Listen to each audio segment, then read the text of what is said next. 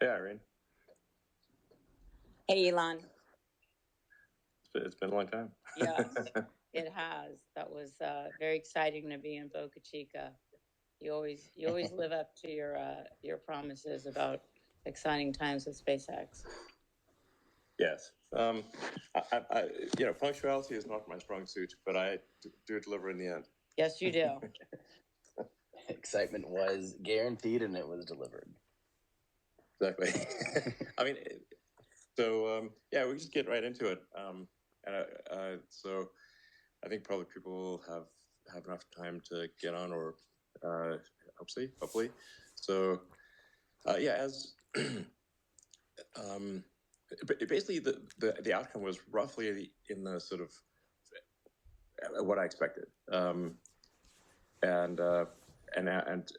maybe slightly exceeding my expectations, but roughly what I expected, which was or hoped for, I should say, which is that we would get clear of the pad with minimal damage to the pad, and I'm glad to report that the pad damage is actually quite small and looks like it can be repaired quickly, and that we would also get significant in-flight data, particularly with respect to the pressurizing of the tanks with the propellant liquids, which is called autogenous pressurization, as opposed to, say, Falcon 9, which uses helium pressurization. But helium is in very short supply and extremely expensive, so it's way better to essentially pressurize with the liquid form of the oxidized raw fuel. So that actually looked quite good. And we also went supersonic, which is that was no problem at all. So I'm going through obviously some good news items here. The vehicle structural margins appear to be better than we expected, as we can tell by the fact that the vehicle is actually doing somersaults towards the end and still staying intact. So that's also good. Yeah, so overall, I actually feel like that was a great flight. SpaceX team did excellent work. We made a lot of progress, and I think from a rocket standpoint and pad standpoint, we are probably ready to launch in 6 to 8 weeks. The longest lead item on that is probably requalification of the flight termination system, because we did initiate the flight termination system, but it was not enough it took way too long to rupture the tanks. So we need basically we need more detonation cord to unzip the tanks at altitude and ensure that they basically the rocket explodes immediately if there's if flight termination is necessary. So requalification of I'm just guessing here that requalification of the much longer detonation cord to unzip the rocket in a bad situation is probably the long lead item. What was the time lag? It was pretty long. I think it was on the order of 40 seconds-ish. So quite long. So now the rocket was in a relatively low air density situation, so the aerodynamic forces that it was experiencing would be less than if it was at a lower down in the atmosphere, and so the aerodynamic forces would have, I think, at the lower point in the atmosphere, aided in the destruction of the vehicle. And in fact, that's kind of what happened when the vehicle got to a low enough altitude. The atmospheric density was enough to cause structural failure. But I mean, this is obviously something that we want to make super sure is solid before proceeding with the next flight.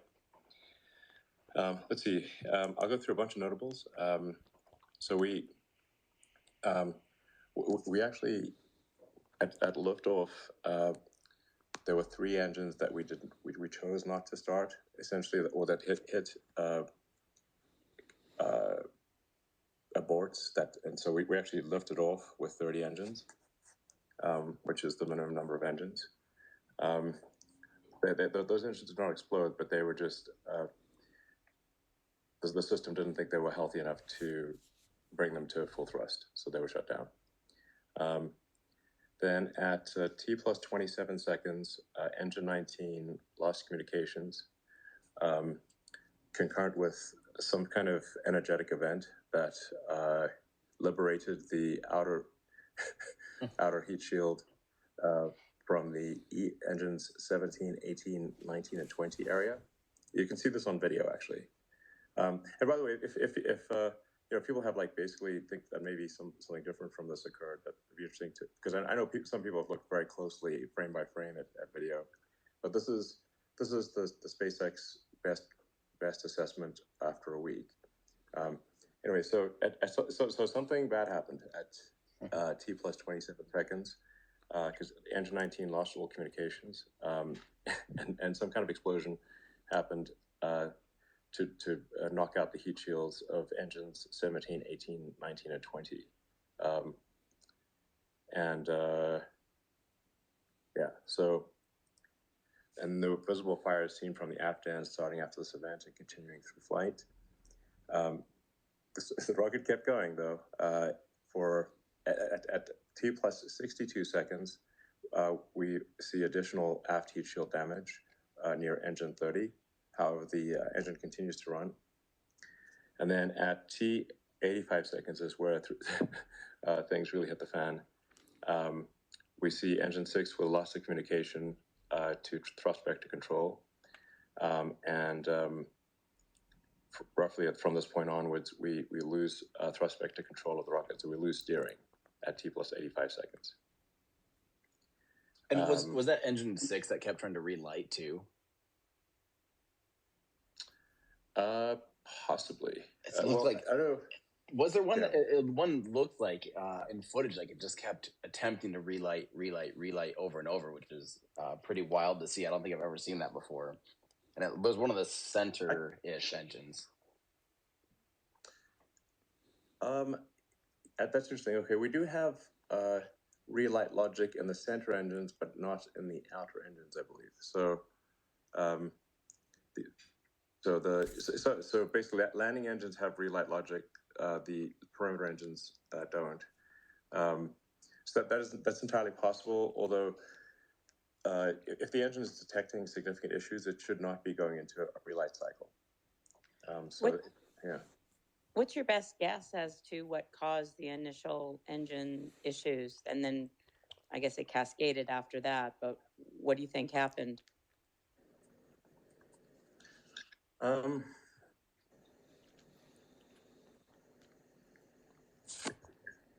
It's not. I think we don't know with certainty. Obviously, the rocket stayed on the launch pad for a while, and we did generate quite the rock tornado at the base of the vehicle. And our first guess would have been that the rock tornado would have caused potentially significant damage to the engines, but at least we do not see obvious. We actually weirdly do not see evidence of the rock tornado actually damaging engines or heat shields in a material way. But it may have, but we have not yet seen evidence of that. So for the next flight, we certainly will be taking off faster. So for this flight, we erred on the side of kind of babying the engines and just sort of gently sort of starting each engine one at a time. And there were the engines on Booster 7 were built over a long period of time. So each engine was a little bit of a unique item. And whereas the engines on Booster 9, which is next, are much newer and more consistent, and really with significant reliability improvements over Booster 7.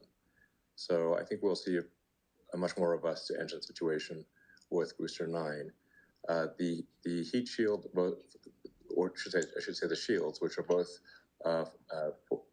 force and heat shields around the engines for Booster 9 are much better because they weren't retrofitted. For Booster 7, we kind of retrofitted heat shields, whereas Booster 9 is designed in, so they're much stouter.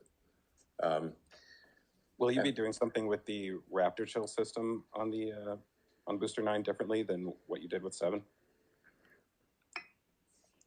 It kind of seems like that was like an expendable part of the pad, essentially, with having all of those hoses rip free. I'm guessing that's something you would like to avoid having to replace every time in the future.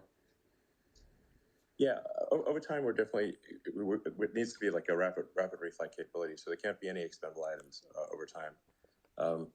It was actually just good to get this vehicle off the ground because we've made so many improvements in this Booster 9 and beyond that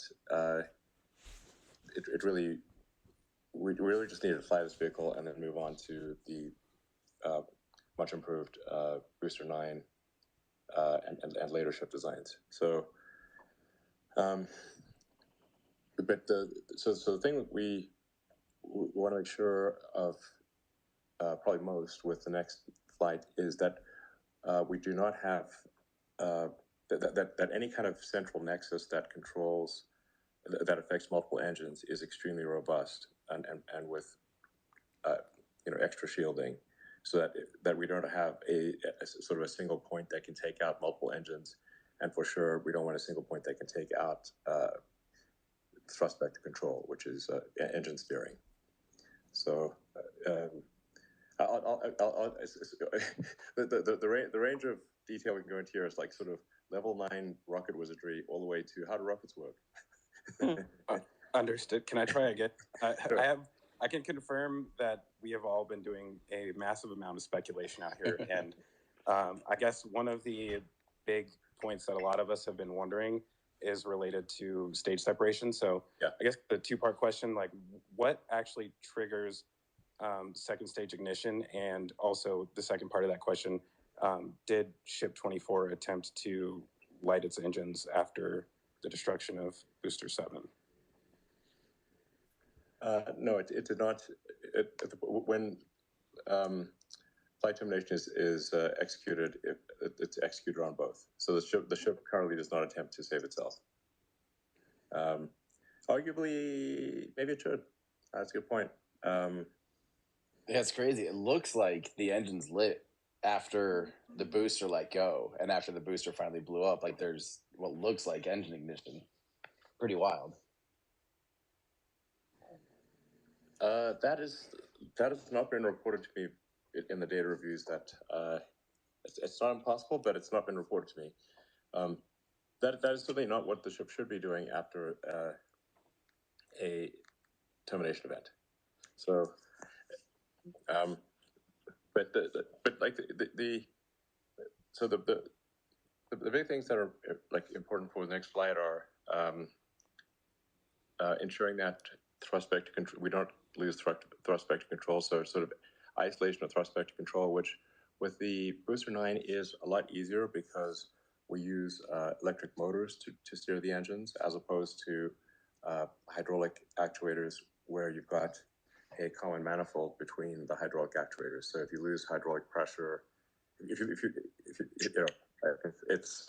you can lose multiple engines essentially if you have some kind of failure in the hydraulic system. The electric actuated engines will be much more isolated and not have like a single event failure, as long as they did not lose power or comms. Elon, since you've gone ahead and excavated your launch mount a bit, I assume you're going to go ahead and put in that the steel grid and the water deluge. Do you think that will fully address the issue of the wider than expected debris field, and are you expecting any pushback from environmental and kind of community groups that this event did put debris where it wasn't expected? Yeah, we're going to be putting down a lot of steel. I mean, the debris is it was really just basically sand and rock. So it's not like not toxic at all or anything. It's just it's like a sandstorm essentially, basically a human-made sandstorm. But we don't want to do that again.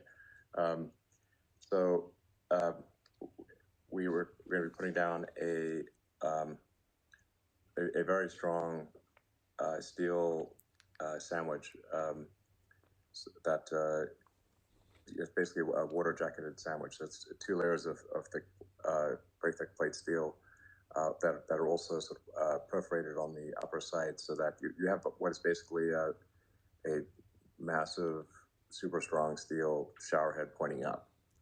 And then the water pressure coming out of there has to exceed the pressure that the engine's thrust is exerting on the steel plate beneath the launch stand. So which is all doable and being done, and so it should be much less dusty, and we should not have a rock tornado with the next flight. Hey, Elon, it's Joey from Reuters. Why couldn't you install that before this launch? Was that a technical reason or a regulatory reason? No, it wasn't ready. So it's not like we expected. If we'd expected to dig a hole, we would not have flown. So the reason we would not expect to excavate a hole, we'd done a static fire of the booster, and that had just resulted in fairly modest erosion of the high-strength concrete at the base, which is called fondag. It's a sort of special, basically the strongest, highest temperature form of concrete that you can get, steel reinforced and everything.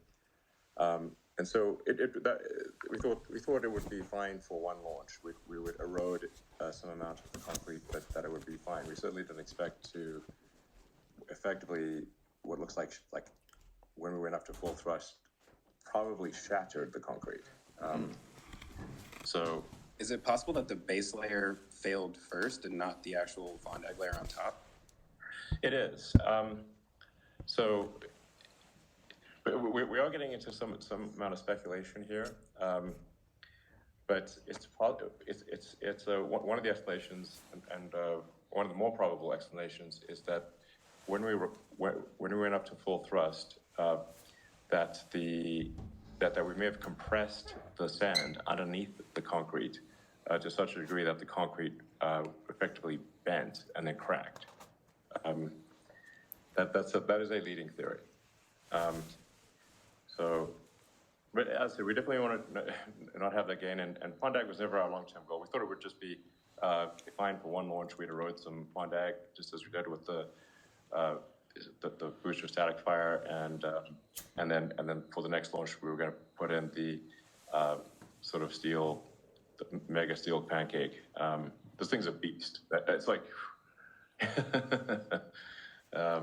Why the steel pancake over like a flame trench or something like that? Well, you could do it either way, but and there's different schools of thought there. The important thing is that you have a regeneratively cooled, like wherever the flame is hitting, that is regeneratively and evaporatively cooled.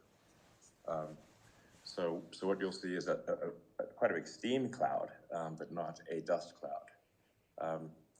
So and we've run sims, both ways. You could do it both ways, and they both work. The acoustic environment is worse with a flat plate, as you might imagine. But the payload is so far up in the, it's like, your payload is like 400 feet away from where the plume is impinging. So it's so far away that the acoustics are not that bad in the payload fairing. So we don't have to worry too much about it being too loud in the payload fairing. So it can be done either way, but this is one way, and we're pretty confident this will work. And we're going to extend the steel out beyond just underneath the rocket because we want to make sure we don't sort of dig up concrete elsewhere. And then we're going to connect the load of the sort of the massive steel sandwich underneath the launch pad into the launch mount legs. So it can take that load in tension, like, as well as compression. So anyway, I think we feel pretty good about that. You'll see it come together in the next month or so. But like I said, that actually that does not currently appear to be what prevented the rocket from getting further than it did. There appears to be, like, perhaps a flame path somewhere within the vehicle structure that, as some of the engines failed, there may be it would appear to be like a flame path to a piece of avionics or control system that knocked out the thrust vector control. So, once you knock out thrust vector control, the rocket no longer has steering authority. What things do you think went better than you expected, and what things went worse than you expected?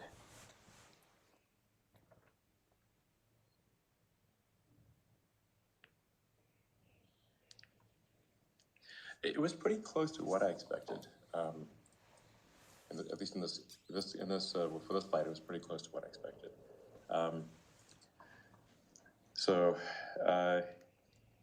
mean, getting past max Q was a pretty big deal. I was actually quite shocked. I don't know why. The fins and the flaps up front and all that stuff, especially starting to lose control authority with TVC going out. That was pretty impressive. The thing just kept, chugging along and punching right through. So that was my big one. If it made it through max Q, I was going to consider that a pretty big milestone for sure. Yeah, definitely. That's for sure an important milestone. And it got pretty close to stage separation. So if we had maintained thrust vector control and throttled up, which we should have, because we needed to compensate. We'd lost too many engines, so we needed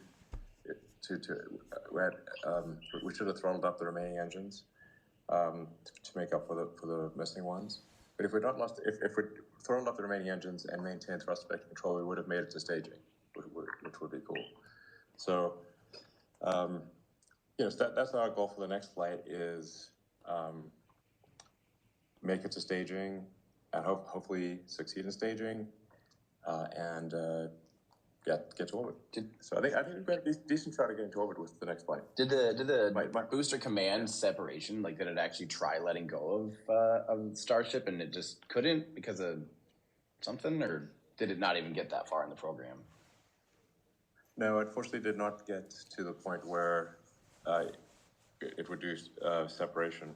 And one could argue that at the point at which the booster is kaput, the ship may as well just take off and keep going. But the problem is that we have a very precise targeted entry point in the Pacific. Mm-hmm. So the ship really wouldn't have the delta velocity, the capability of reaching that target point. Yeah, so even if you wouldn't want it re-entering over Africa or something and then just touching down randomly. Yeah, exactly. So, so it would only be worth really starting the ship if the ship is able to complete its mission and reach its targeted landing point just west of Hawaii. Elon, would you change the flight profile all, and what would you have to do to actually reach orbit as opposed to the 146 miles that this one seemed like that would have been the max altitude? So orbit's mostly about velocity rather than altitude, but I'd say I think we've got a better than 50% chance of reaching orbit on the next flight. So I'd say that my expectation for the next flight would be more likely to reach orbit than not. And are you actually are you going to be attempting orbit or like doing the same profile of re-entering over Hawaii and that whole thing? Yeah, we're just going to do a repeat, basically. Cool. So the goal of these early missions is just information. Like, we don't have any payload or anything. It's let's try to learn as much as possible. And so that's why I would consider this to be a success, because since the goal of the flight was to learn a lot, and we learned a lot, I would characterize it as a success. Obviously not a complete success, but still nonetheless successful. And I always want to frame the difficulty of this with respect to the sort of Soviet Union, Warsaw Pact rocket developments of the past, for which I have a lot of respect. But back when Russia and Ukraine were working together, they did great stuff in space, I have to say. Yeah, definitely. Maybe one day they can return to that. Much more productive. The N1 program is always worth. I always recommend people read the history of the Soviet N1 program, which was the competitor rocket to the Saturn V, U.S. Saturn V moon rocket. And that's a point you're talking about, like, late 60s, early 70s, where the Soviets were really at their A game. I mean, they were just really fantastic. They had A+ players. It's fair to say that their motivation was maximized. Success means you're a hero of the Soviet Union. Failure, you're probably going to the gulag. So A+ players, maximum motivation, and still the N1 failed. It never reached orbit. That's a team for one. You really have to have a tremendous amount of respect for the N1 team, and they did not succeed. Well, and it didn't help that Glushko never wanted that thing anyway. He wanted his own. He wanted his own mega rocket. And then once Korolev died, it was game over for that poor thing. I mean, the Soviet Union certainly suffered a massive loss with Korolev dying. He was their sort of von Braun, basically. So that for Korolev was awesome. It's like losing your best player at the worst time, really. But nonetheless, there were so many super smart people in that program, and they really knew what they were doing with rockets and maximum motivation. They did not succeed. So it's just always bearing that the N1 is the closest to Starship of any rocket that's flown, and Starship is actually a bit more risky in some ways, in that we've got a cryogenic fuel. And the thing about a cryogenic fuel is it can gasify and form sort of fuel oxygen pockets and that kind of thing. It's always harder to deal with the gas with a cryogenic fuel than with a fuel that is liquid at room temperature, like kerosene. Basically rocket grade jet fuel, which is what Falcon and the N1 used. So we've got real risk in that respect. We're running a higher chamber pressure engine that's full flow stage combustion. So it's the most complex and difficult engine configuration, but the one with the highest efficiency. And we're using autogenous pressurization, which I don't think they did. And so those are things. And our scale is also bigger. So we're about twice the mass and about, I think, 60% more thrust than an N1. So if you don't mind me asking here, why do you think Starship will succeed using a similar, even not just the multi-engine philosophy or anything like that, but just even the general test by flying philosophy of the N1? Why do you think, there's 4 flights of the N1, never made it to stage separation? Why do you think Starship will succeed in it, with all the comparisons that are so similar to it?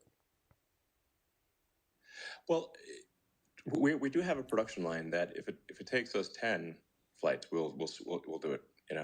They would eventually have succeeded with the N1. They just decided that it was too expensive to continue, and they wanted to do other things. So after they had those failures, and I guess it was probably pretty embarrassing, at national level. But I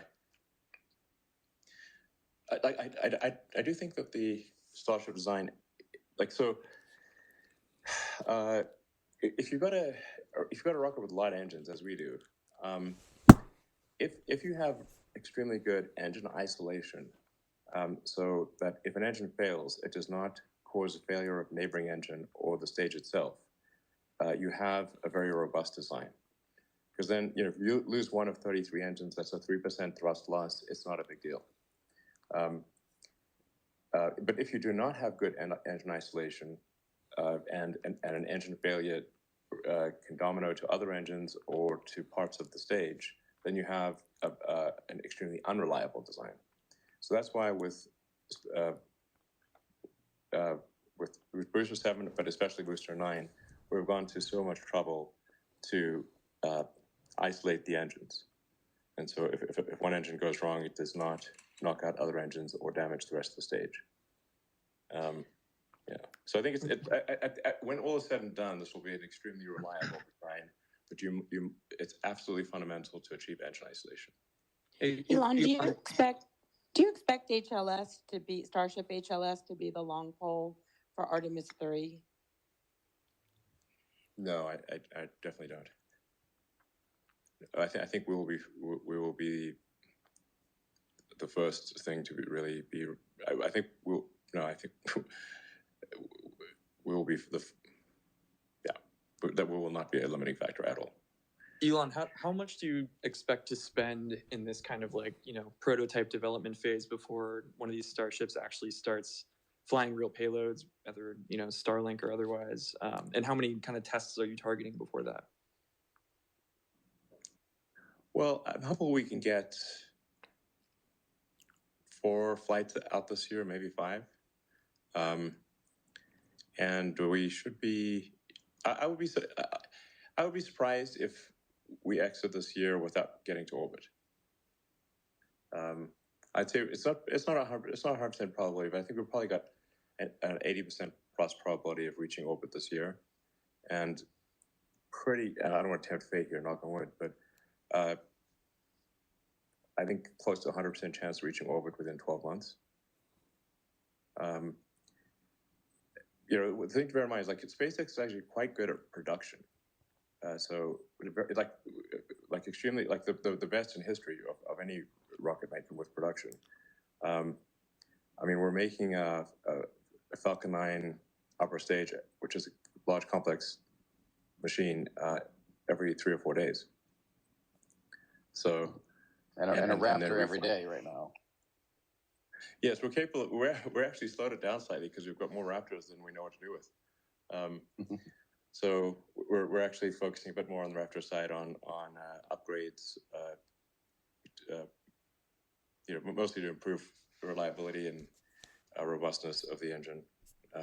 Some performance improvements as well. And the cost of all this, how much do you expect to spend on all that either this year or before you start flying real payloads? Well, it's probably be a couple $2 billion this year, $2 billion ish, all in on Starship. And there's a kind of a struggle by other companies to raise funds lately for a number of reasons, and SpaceX has usually kind of been insulated from that. But do you see any kind of difference nowadays? Is SpaceX kind of thinking about fundraising differently, and does that affect how the pressure on this Starship program at all? We do not anticipate needing to raise funding. No, we don't think we need to raise funding. We'll do our standard thing where we provide liquidity to employees who are in stock. But to the best of my knowledge, we do not need to raise incremental funding for SpaceX. And Elon, we want to be sensitive more of your. Yeah, probably like another 5-10 minutes. Okay, cool. Yeah, I was going to say how much time. And I did want to get, it'd be fun to get some new people in here. John Kraft, I know hasn't said anything yet, and also Mary Liz. So John, I saw you were starting to speak there for a second. Yeah, I have a fun question. So the lean off the pad, was that intentional? Was it more than you thought it might be? Was it related to the engines out? And do you expect to do that on future more operational launches? No, we're not. It's related to the engines out. and we do not normally expect to lean. It should be going aspirationally going straight up. There will be some debate as to because you can. So for the next flight, we're gonna start the engines faster and get off the pad faster. Like I think we're from engine start to actually moving was around 5 seconds, which is really a long time to be blasting the pad. We're gonna try to get that down to about half that time, maybe 2.5 seconds. Start the engines faster and then throttle up faster and just get off the deck and don't reduce how much we blast the pad. And then there's a debate of, do you keep the rocket over the pad, in which case there's more cooking of the base, or do you start moving sideways sooner? If you move sideways sooner, you are moving that big cutting torch across the launch ring. So if you can think of this thing like the world's biggest cutting torch, basically. So it like we have big steel plates over the top of the launch ring.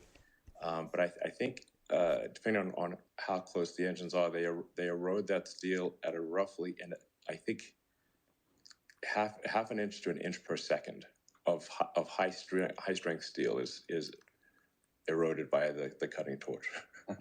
So you don't want to be you want the engines to be too close to the launch ring before you start moving sideways. Well, and with it doing that, like what's the optimal, you know? Yeah, and on this one, as it did move across the launch ring because it kind of yeeted out there sideways. Did it torch the top of the launch ring too bad, or did it actually hold up pretty good? It actually held up surprisingly well. So we're actually we're glad to see that there appears to be minimal damage to the launch ring and to the components inside the launch ring. So that's great, because that launch ring is take 6 months to build up a new launch ring. We have some spares, but there's a lot of complex plumbing and wiring inside the launch ring, and that actually appears to be in good shape. Hey, I just had one quick question. Speaking of that launch ring, kind of like liftoff conditions topic, why couldn't you wait like a month to install that steel plate for it to be ready? Why launch before that's ready? As I said, we did there's a static fire of the booster with the concrete, the Pondag, and we saw manageable amounts of erosion. So we thought the launch would have increased erosion, but would not smash the concrete.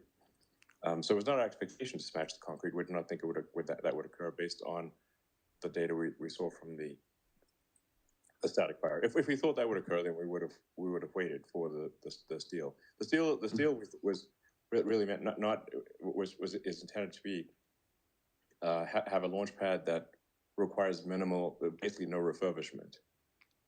Mm-hmm. That's the intent of the sort of water-cooled steel, mega steel sandwich.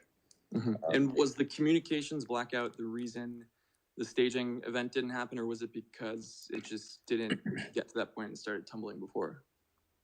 Yeah, it just didn't get to what it would consider to be a safe point to do stage separation.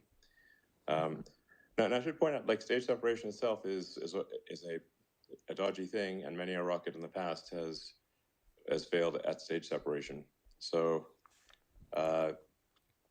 we're putting a lot of attention on, like I like I said, I don't want to get too confident, but I feel like we're really quite likely to get to stage separation with the next flight.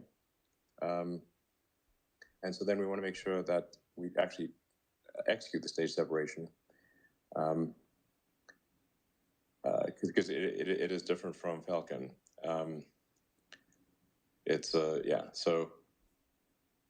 that's, we want to get through that stage separation, light the ship, and complete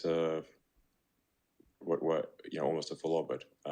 It's actually got the delta velocity is almost identical to orbit, but so we actually could send it to a decently good orbit, but we want to test the entry system of the ship. So test the ship heat shield in the high. So get to orbit and then ideally deorbit with the ship, so we can test how well the heat shield works for the ship portion of the vehicle. Yeah. Let's grab one more. Mary Liz Bender. Hey. Actually, Mary Liz Shalinsky. Sorry. Yeah, I need to figure out how to change my handle here. Elon, that launch was so epic. I don't know how you felt in mission control. Maybe you were nervous and paying attention to data, but for the rest of us that have witnessed, years and years of Falcon launches and many other launches, I think it's safe to say that was the most epic launch of them all. And I hope you got a chance to really enjoy it. I was actually wondering about that moment in the room with your team, or maybe for you personally. Like, how did this compare to the other firsts that you've gone through in the Falcon program with Hopper? Like, how did you feel? Yeah, no, I was very excited. I thought the SpaceX team did amazing work. And this is really one of the hardest technical projects that humanity's ever done. I mean, if you say like fully reusable, humongous rocket, fully and rapidly reusable, reliable rocket that of unusual size. This is certainly a candidate for hardest technical problem done by humans. Yeah, it's a candidate, a little bit.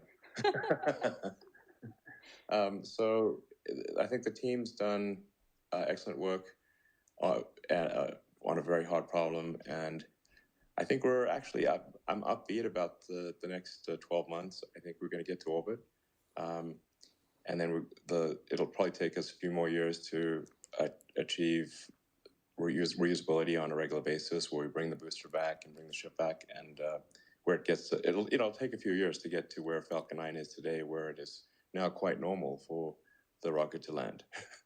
It'd be weird if it doesn't land these days. Yeah. So Isn't that wild? yeah, it's crazy. Yeah. I mean, hitting the bullseye of a ship out in stormy weather. That ship is not anchored. It's literally trying to keep position. It's holding to a GPS position, and the rocket's flying to that position.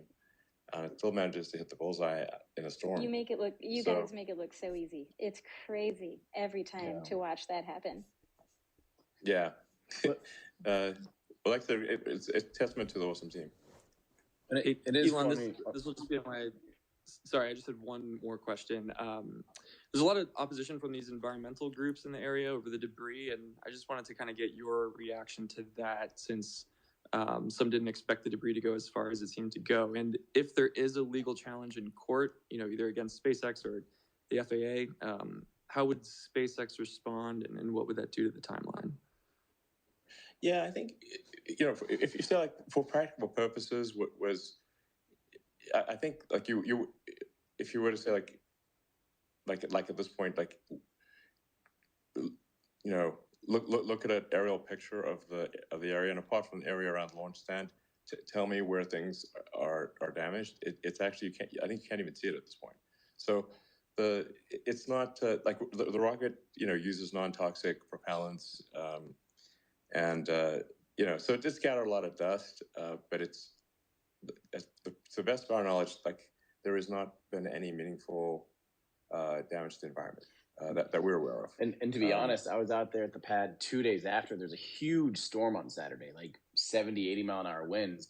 Yeah, that was intense. And like, I saw more debris coming off the shore from like people's docks falling into the water and like capsized boats. Yeah, that's true. And I did anything more than just some bits of concrete, which yeah. I mean, to exceed the damage done by a hurricane is quite difficult. Hurricanes, nature, the power of nature is immense compared to. We are still feeble compared to the power of nature. A little tiny miniature hurricane. We're really tiny. Like, I look at Starship and it's like, wow, that seems so big to us humans. But if you zoomed out and we're looking at Earth from a distance, you wouldn't even see Starship. It'd be like, I think I see a tiny little dot jumping over the surface, maybe, Yeah. It's like we're like microbes trying to get from one dust mode to another dust mode. Did you see the footage? By the way, like pad footage of how like dark and crazy. It got like, I mean, it's crazy because it looks so violent and wild, but it looks like a miniature tornado just for a minute there. But I mean, some of the footage is actually terrifying to imagine. If you were, obviously no one's around it at the time, but it is nuts the amount of power that thing has. Yes, it's yes, and we were recently looking at the Raptor throat. We believe is the highest heat flux of any human-made object ever. Whoa! How does it survive? Is it somehow just that plasma has to go through a throat? How did that throat not melt? That's crazy. And literally, how does it? It's just from a massive amount of film cooling and regenerative cooling? Yeah, I mean, it's getting cooled it's like getting crazy regen cooling, and like we're flowing, liquid methane at extreme pressure, 11,000 psi through the jacket, so it's ripping. And then you combine that with foam cooling and the best thermal barrier coatings we can come up with, but it's still shocking that we do not vaporize the throat of that engine immediately. The heat transfer is so insane. But that's what we live on a planet with strong gravity and a thick atmosphere. So this is what's needed if we're to become a spacefaring civilization and build a base on the moon and a city on Mars and multi-planet species, which is, I think, a super exciting future. And I mean, at a high level, the super cool thing here is that, hey, this thing kind of works, and we're going to solve the issues that are remaining, and we'll get it to orbit, and we'll make it reusable, and that means that we have a real path here to get humanity to Mars. It's awesome. Like that's mind blowing. Elon, I want to let other people talk here, but I did want to say, just on behalf of all of us, that the production work that you guys put on, like the actual show, we all greatly appreciate it. I think that was like one of the most amazing launch coverages I've ever seen, and I think a lot of us were like hoping that you guys were going to give us cool angles, and you guys by far exceeded the expectations. So I greatly appreciate that, and I think everybody else does as well. So thank you. Yeah, you guys are most welcome. And I just want to say, super appreciate your support, and always looking for critical feedback and stuff. So support and critical feedback is always extremely welcome. And thanks for help bringing the public along for the ride, because at the end of the day, if the support of the public is essential. And it's also about inspiring the public. There are all these like things in the world that are reasons to be like sad about the future and say like, but there's got to be things that you wake up in the morning and inspire you and just be excited about the future of life. And this is one of them. And you guys are key to conveying that to the public. So thank you. You guys are doing it for us as well, so it goes both ways.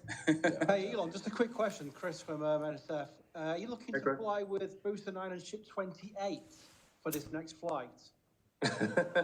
Are you still deciding that one? Because I know 25's at races, isn't it? I don't know if you're going with 25 or 28. We've not made a final decision on the ship. That's why I was referring to Booster 9, but I was somewhat I did not mention the ship number. I know. So good catch there. I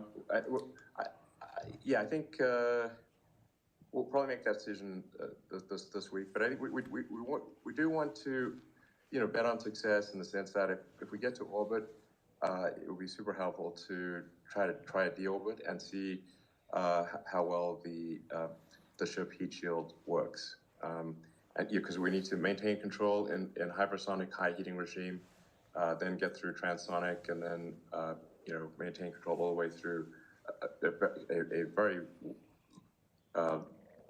wide array of Mach regimes. And so the vehicle actually behaves differently with radically different heating and force at the various, coming back from like roughly Mach 23 to 0.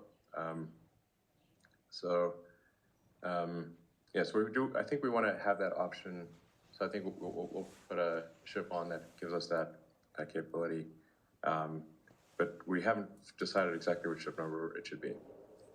Hey, Elon, this is Michael Sheets at CNBC. Quick question on the launch tower side of things.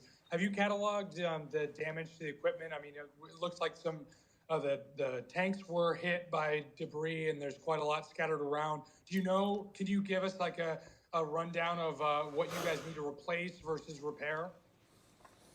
We're going to be replacing a bunch of the tanks in the tank farm. But these are tanks that we wanted to replace anyway. So we're going with more of the vacuum jacketed kind of giant hot dog looking tanks as opposed to the vacuum jacketed giant hot dog tanks. So those are in the best shape, and those are what we want anyway. So some of the tanks will be probably removing and replacing with the hot dog tanks. The tower itself is in good shape. We see no meaningful damage to the tower, even though it did get hit with some pretty big chunks of concrete. And then like I said, we'll be installing the big water jacketed steel sandwich thing under the pad, doing final prep on the next booster and ship. And hopefully be ready to fly again in a couple months. Once again, excitement guaranteed, success is not. But I do think I'm cautiously optimistic. Like I think we've got a better than 50% chance of reaching orbit. So that would be incredibly exciting. Is that steel plate the only thing that you guys are implementing to reduce the amount of debris that gets everywhere, or are there other fixes that you're considering to fix that? There's a bunch of other things we're doing. There's going to be a lot of steel plating, so not just directly underneath the rocket, but also extending beyond that, and also tying the whole structure in together with the legs, those legs go down very, very deep. And then just in general, we want to have a launch pad that over time requires no refurbishment between flights, and that means obviously not throwing out chunks of concrete. Rapidly reusable rockets and reusable launch pads. Exactly. Yep. Totally. On the launch side itself, it looks like it kind of slid a little bit off the pad instead of going like straight vertical like Falcon does. Was that part of the profile, or was that because of the engine failures? That's because of engine failures. Yeah. So, all right, I better sign off now, but I'll do another update. Once we've resolved some of these questions, like the exact configuration of the next flight and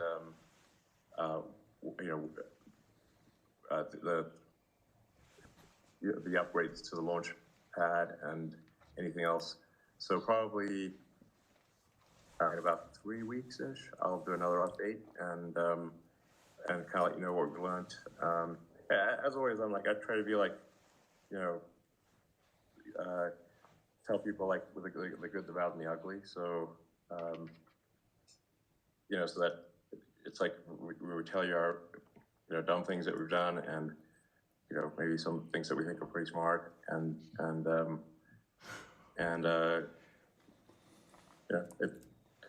So that's awesome. We appreciate your time, Elon. Get out of here and have a good Saturday night. And thanks so much for all the updates that you gave us. We love all these juicy details. So keep up the good work. We look forward to the next one. You're most welcome. I try to think of like, if I wasn't involved with this, what are all the things that I'd want to know? So that I try to tell you those things.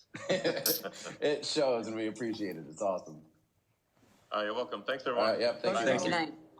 Thank you.